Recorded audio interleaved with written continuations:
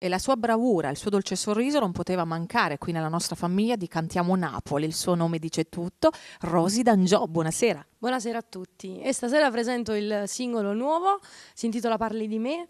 Testo e musica Francesco Franzese, Tony Colombo, arrangiamenti il maestro Alessandro Sgambati, che saluto con affetto, e quindi poi ascolterete, spero vi piaccia, io ne sono innamorata, che dire, incrociamo le dita.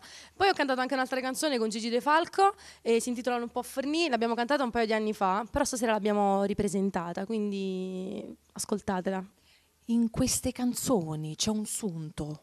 Quale? Riassumi tutte e due canzoni. Sempre l'amore sofferto, un po' di... Però vince sempre poi. Certo, vince sempre, sì. E ricordaci anche i tuoi appuntamenti. Allora, Radio Orion, FM 101.5, 102.150, seguiteci sempre. I miei appuntamenti però martedì mattina dalle ore 10:30 in poi e tutti i giovedì pomeriggio dalle ore 15 perché faccio anche la speaker su Radio Orion. Per chi poi volesse seguirci sullo streaming www.radioorion.net. Colgo l'occasione per salutare poi tutto lo staff, il presidente Pasquale Tedesco, Francesco Spina, Orazio Zampaglione e poi tutti i colleghi speaker. Quindi sei un tutto fare, no? Sei completa. Ci proviamo, dai. Ma proviamo anche a salutare i nostri amici di Cantiamo Napoli.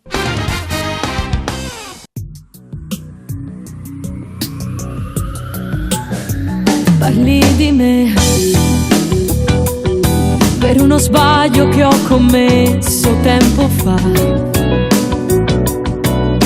Io al tuo posto non sarei così ridicola. Solo adesso so chi sei. Tu fai male ai giorni miei. Io che avrei puntato tutto, invece t'hai distrutto.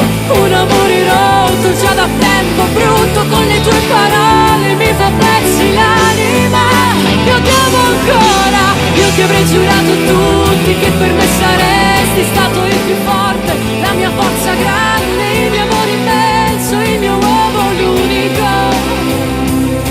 l'unico che io avrei voluto sempre, sempre a fianco a me. Insieme a te sarebbe stato bello condividerti vicino a me. Hai venduto il cuore mio ad un'altra per un po' di spiccioli. Ma dimmi come fai, tu non hai amato mai. Io che avrei puntato tutto, invece t'hai distrutto. Un amore rotto già da tempo brutto. Con le tue parole